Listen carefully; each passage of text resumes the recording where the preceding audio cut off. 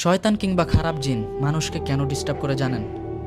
কারণ এই শয়তান কিংবা খারাপ জিন তারা চায় একজন মুমিন বান্দা, অর্থাৎ যে মুমিন বান্দা 5 ওয়াক্ত নামাজ পড়ে এবং মহান আল্লাহ তাআলাকে স্মরণ করে, তার এই নামাজ, কোরআন পড়া, তারপর মহান আল্লাহ তাআলাকে স্মরণ করা, আরও অন্যান্য যাবতীয় যে ভালো কাজগুলো আছে সেগুলো থেকে যেন তাকে বিরত রাখতে পারে।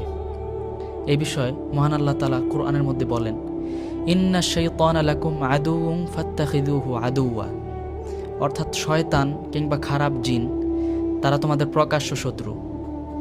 অর্থাৎ এই শয়তান কিংবা খারাপ জিন তাদেরকে প্রকাশ্য শত্রু হিসেবে গ্রহণ করো।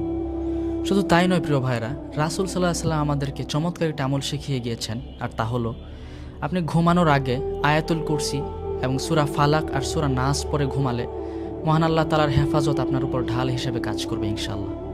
আলহামদুলিল্লাহ। সুতরাং ভয় নয়,